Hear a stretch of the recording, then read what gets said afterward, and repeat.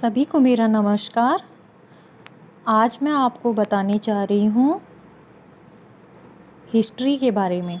इसमें क्या है कि जो पुराना समय था उसको समझने के लिए मैंने इसे दो भागों में बांट दिया है।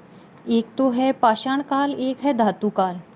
तो इससे क्या है कि आपको और अच्छे से समझ में आए, और मैंने कोशिश की है कि किसी भी तरह का जो टॉपिक आपको पढ़ाया उसमें कोई भी क्वेश्चन छूटे ना, और उन सभी को मैंने ट्रिक्स के साथ समझाया ताकि एक जगह से दूसरे जगह के बीच में कोई कन्फ्यूजन ना हो। और आशा करती हूँ आपको ये वीडियो पसंद आए। अगर आपको ये वीडियो अच्छा लगे तो लाइक करना ना भूलिएगा। चलो तो आज हम अभी चलते हैं हमारे हिस्ट्री की ओर। हाँ, तो जैसे कि मैंने आपको बताया था कि इतिहास में क्या है कि मैंने दो भागों में इसको समझाने के लिए बांटा है। प्रागैतिहासिक काल को दो भागों में बांटते हैं समझने के लिए, एक धातु युग, एक पाषाण युग। धातु को भी क्या है और भी अच्छे समझने के लिए तीन पार्ट में बांटा है, लोह युग, ताम्र युग, ताम्र मतलब तांबा, एंड कांस्य मतलब कांसा। और पाषाण युग को पूर्व पाषाण काल, मध्य पाषाण काल और नव पाषाण काल। अब मैंने मोस्ट क्वेश्चन इसलिए लगाए हैं, कुछ ऐसे क्वेश्चन हैं जो मोस्टली एग्ज़ाम्स में आते हैं और ये मुझे काफ़ी इम्पोर्टेंट लगे भी। सो इस पे आप ध्यान दीजिए कि कांस्य युग से संबंधित कौन सी सभ्यता थी, तो सिंधु घाटी सभ्यता थी। और नव पाषाण काल में क्या हुआ था, प्रथम बार कृषि को जाना था। अब हम चलते हैं धातु काल। लोहे पे प्रथम आते हैं। लोहे के अवशेष कहाँ मिले, नौह, भरतपुर, जोधपुरा, जयपुर, सुनारी, झुंझुनू, रेड, टोंक, हथियार व उपकरण मिले लोहे के। तो इसका मैंने ट्रिक ये बनाया कि जोधा जयपुर गई सुनार से झुंझुना लेने, रेड टोकनी से बना था, रेड टोकनी से बना रहा था। तो अब क्या है कि ये मैंने सीक्वेंस या ट्रिक कह सकते हो बनाया है कि वैसे तो क्या है कि सुनार कभी लोहे का काम नहीं करता है, सोने चांदी के काम करते हैं, लेकिन मैंने ट्रिक बनाई है तो आप याद कर ले जगह पे एक बार के लिए कि सुनार लोहे का काम करते हैं। तो जोधा जयपुर गई, जोधपुरा जयपुर, सुनार से झुंझुना, तो झुंझुनू, रेड टोकनी में बना रहा था वो सामान अपना कि मॉड्यूल कर सके, शेप बना सके किसी भी टॉय को या किसी भी चीज़ को। तो रेड टोकनी मतलब रेड टोंक।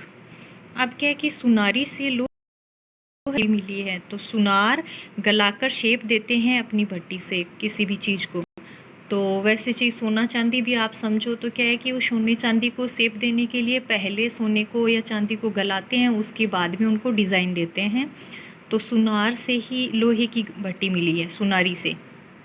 सुनार से सुनारी आप याद रख लेना। उसके बाद है कि कांसा।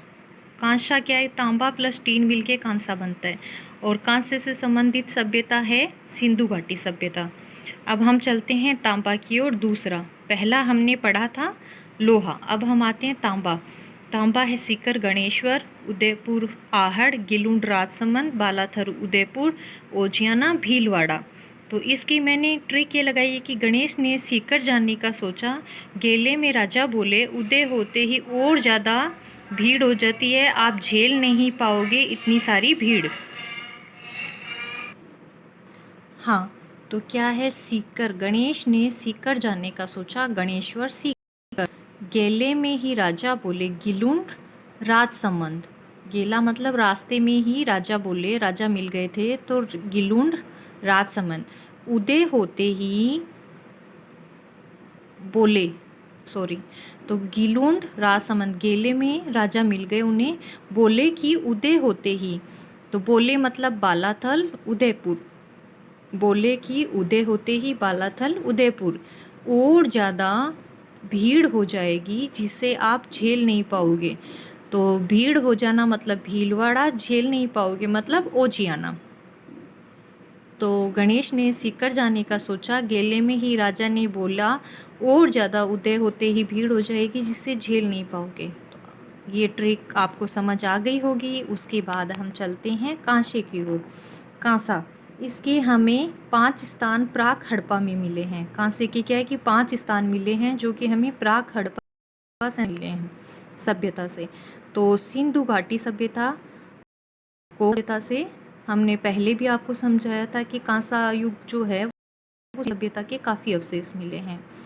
तो इसमें आती है रंग महल, बरोर, बड़ोपल, किराडोत, सोथी सभ्यता। इसे कालीबंगा की जो ये सोथी सभ्यता है, इसको कालीबंगा सभ्यता है, उसकी जननी कहा है अमलानंद घोष ने। उन्होंने कहा है कि जो सोथी सभ्यता है वही कालीबंगा की जननी है।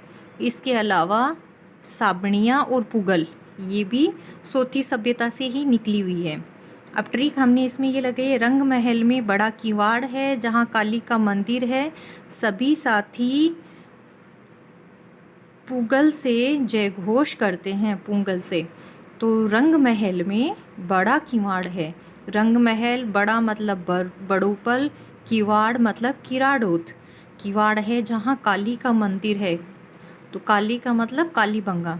सभी साथी, सभी जो हैं साथी हैं सोथी सभ्यता, पुंगल से जय घोष करते हैं काली माँ की, वहाँ जाते हैं तो पुंगल से काली माँ को जय घोष करते हैं। पुगल मतलब पुगल सभ्यता, और सभी साथी मतलब साबी, साबणिया।